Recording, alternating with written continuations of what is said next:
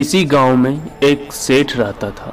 उसका एक ही बेटा था जो व्यापार के काम से परदेश गया हुआ था। सेठ की बहू एक दिन कुएं पर पानी भरने गई। घड़ा जब भर गया तो उसे उठाकर कुएं के मुंडेर पर रख दिया और अपना हाथ मुंह धोने लगी।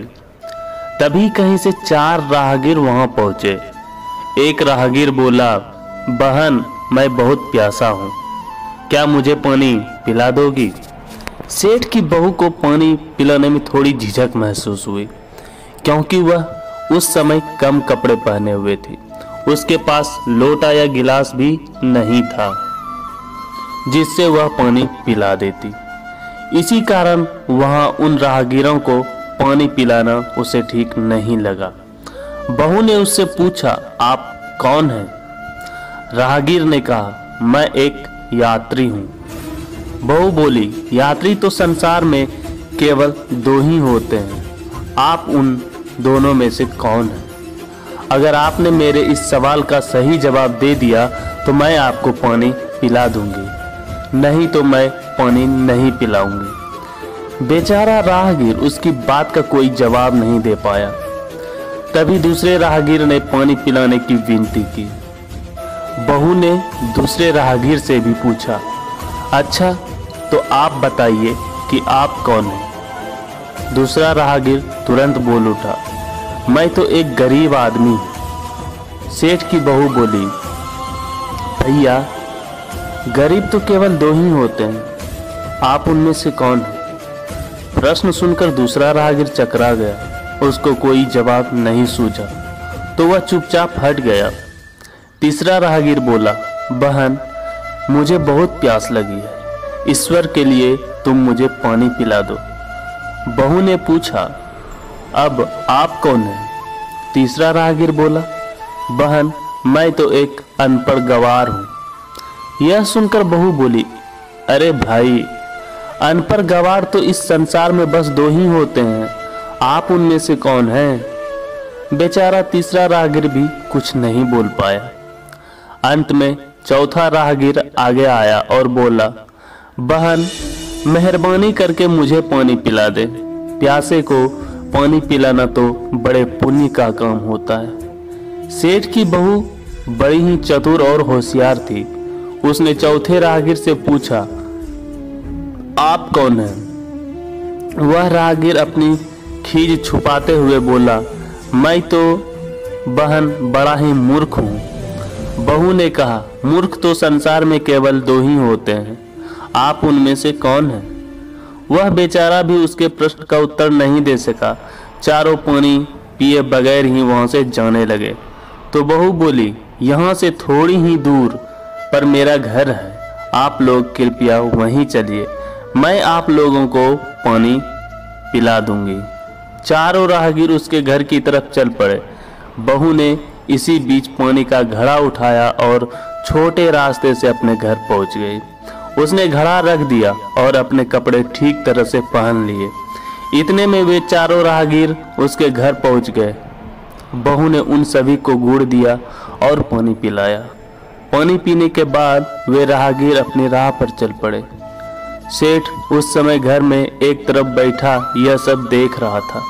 उसे बड़ा दुख हुआ। वह सोचने लगा, इसका पति तो व्यापार करने के लिए परदेश गया है और यह उसकी गैर हाजिरी में पराये मर्दों को घर पर बुलाती है, उनके साथ हंसती बोलती है। इसे तो मेरा भी लिहाज नहीं है। यह सब देख अगर मैं चुप रह गया तो आगे इसकी हिम्मत और बढ़ जाएगी। मेरे सामने इसे किसी से बोलते बतियाते शर्म नहीं आती तो मेरे पीछे न जाने क्या क्या करती होगी। फिर एक बात यह भी है कि बीमारी कोई अपने आप ठीक नहीं होती, उसके लिए वैद्य के पास जाना ही पड़ता है। क्यों ना इसका फैसला राजा पर ही छोड़ दूं। यह सोचता वह सीधा राजा के पास जा पहुंचा और अपनी परेशानी बताई। सेठ की सारी बातें सुनकर राजा ने उसी वक्त बहू को बुलाने के लिए सिपाही बुलवा भेजे और उनसे कहा, तुरंत सेठ की बहू को राजसभा में उपस्थित किया जाए।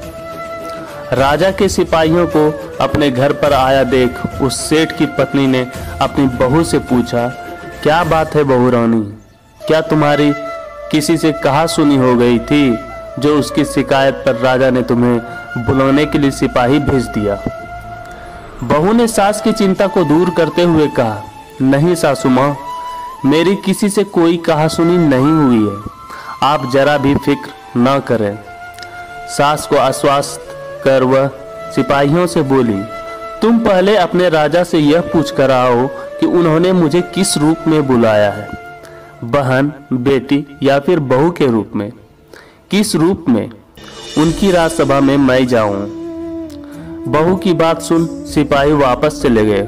उन्होंने राजा को सारी बातें बताई। राजा ने तुरंत आदेश दिया कि पालकी लेकर जाओ और कहना कि उसे बहू के रूप में बुलाया गया है। सिपाहियों ने राजा की आज्ञा के अनुसार जाकर सेठ की बहू से कहा, राजा ने आपको बहू के रूप में आने के लिए पालकी भेजी है। बहू उसी समय पालकी में बैठकर राजसभा में जा पहुंची।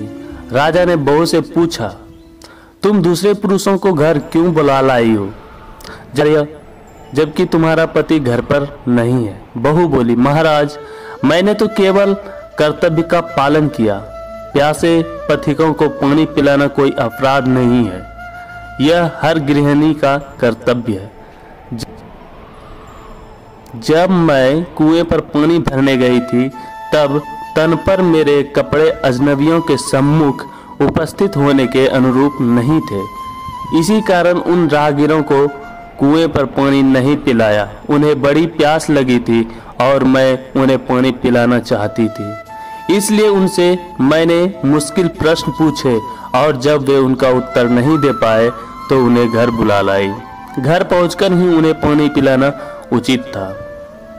राजा को बहू की बात ठीक लगी। राजा को उन प्रश्नों के बारे में जानने की बड़ी उत्सुकता हुई जो बहू ने चारों राहगीर से पूछे थे।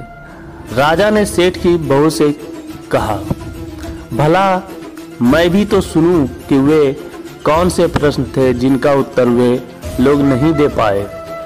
बहू ने तब वे सभी प्रश्न दोहरा दिए। बहू के प्रश्न सुन राजा और सभासद चकित रह गए। फिर राजा ने उससे कहा, तुम खुद ही इन प्रश्नों के उत्तर दो, हम अब तुमसे यह जानना चाहते हैं। बहू बोली, महाराज, मेरी दृष्टि में पहले प्रश्न का उत्तर है कि संसार में सिर्फ दो ही यात्री हैं, सूर्य और चंद्रमा। मेरे दूसरे प्रश्न का उत्तर है कि बहू और गाय। इस पृथ्वी पर ऐसे दो प्राणी हैं जो कि गरीब है। अब मैं तीसरे प्रश्न का उत्तर सुनाती हूँ महाराज। हर इंसान के साथ हमेशा अनपढ़ गवारों की तरह जो हमेशा चलते रहते हैं वे हैं भोजन और पानी। चौथे आदमी ने कहा था कि वह मूर्ख है और जब मैंने उनसे पूछा कि मूर्ख तो दो ही होते हैं, तुम उनमें से कौन से मूर्ख हो, तो वह उत्तर नहीं दे पाया। इतना कहकर वह चुप हो गई। राजा ने बड़े आश्चर्य से पूछा, क्या तुम्हारी नजर में इस संसार में सिर्फ दो ही मूर्ख हैं? हाँ महाराज, इस घड़ी इस समय मेरी नजर में सिर्फ दो ही मूर्ख हैं। राजा ने कहा, तुरंत बतलाओ कि वे दो मूर्ख कौन हैं? इस पर बहू बोली, महाराज, मेरी जान बख्श दी जाए तो मैं इसका उत्तर दूं। राजा को बड़ी उत्सुकता थी यह जानने की कि वे दो मूर्ख कौन हैं। सो उसने तुरंत बहू से कह दिया, तुम निसंकोच होकर कहो, हम वचन देते हैं तुम्हें कोई सजा नहीं दी जाएगी। बहू बोली, महाराज, मेरे सामने इस वक्त बस दो ही मूर्ख हैं।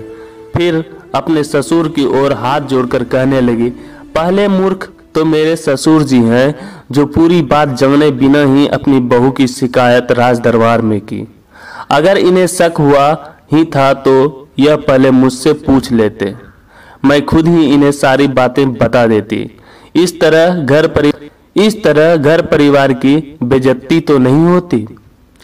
ससुर को अपनी गलती का एहसास हुआ। उसने बहू से माफी मांगी। बहू चुप रही। राजा ने तब पूछा, और दूसरा मूर्ख कौन है? बहू ने कहा, दूसरा मूर्ख खुद इस राज्य का राजा है, जिसने अपनी बहू की मान मर्यादा का जरा भी ख्याल नहीं किया और सोचे समझे बिना ही बहू को भरी राजसभा में बुलवा लिया। बहू की बात सुनकर राजा पहले तो क्रोध से आग बबूला हो गया, परंतु तभी सारी बातें उसके समझ में आ गई। समझ में आने पर राजा ने बहू को उसकी समझदारी और चतुराई की सराहना करते हुए उसे ढेर सारे पुरस्कार देकर सम्मान सहित विदा किया। तो दोस्तों, आपकी नज़र में मूर्ख कौन है? आप हमें कमेंट बॉक्स में जरूर बताएं। और ऐसी ही अच्छी कहानी सुनने के लिए हमारे channel A to Z story को सब्सक्राइब जरूर करें। धन्यवाद।